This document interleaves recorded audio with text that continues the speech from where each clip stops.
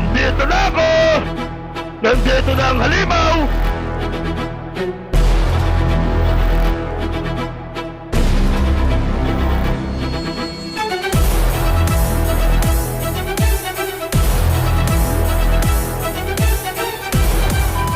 What is up mga idol ko? Another day, another ride nga pala ngayong araw ng linggo. So papunta kami dito sa may Grab para mag-apply ng Grab Food dahil magtatag-ulan na. So available lang application para sa mga nakabisikleta, nakamotor hanggang Tuesday. So sa mga nais mag-apply yan, check nyo lang yung page ng Grab para makita nyo yung mga list of requirements at makapag-apply kayo. Bagay na bagay to para sa panahon ngayon. Middle season tayo, magtatag-ulan at pagdating ng bare months talagang malakas na yan. Kaya samantalahin nyo na hanggang Tuesday lang yan, 6 to 9 AM. Mas maaga, mas maganda. So libreng helmet, libreng bag, libreng gear. Yun, puntahan nyo na lang. At hindi na nga kami tumuloy dahil hindi ako ma-activate dahil ako ay activated pa sa Move It, kaya naisipan namin na tumuloy na lang sa Marilaki para mag-rides ng aking bunsong kapatid. And tamang pacing lang kami, medyo alalay lang dahil ayaw naming magkaroon ng aberya sa kalsada, disgrasya, kaya ingat lang, mabilis na maingat.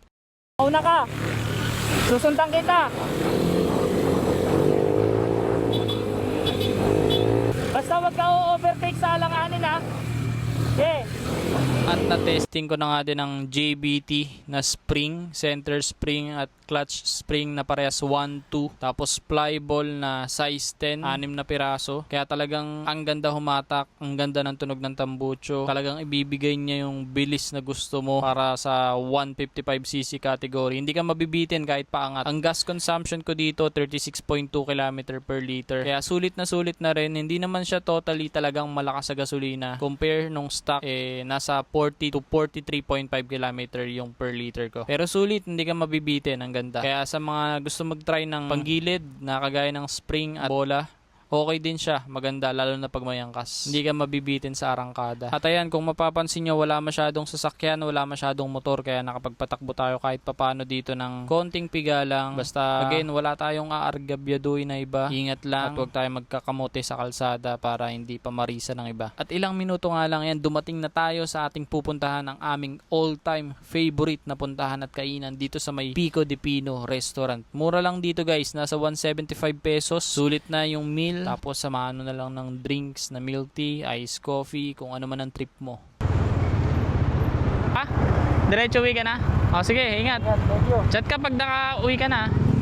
O sige na. O. At dito na nga nagtatapos ang ating content. Sa mga nais pumunta at mag-apply ng Grab Food, pumunta na kayo sa Marikina. Sa mga nais mag-try ng JBT, Spring o kung ano man yan, try nyo na. At sa mga nais kumain sa solid na kainan sa may Pico de Pino, Marilaki Highway, puntahan nyo na. Yun lang po. Maraming salamat sa panonood. Peace!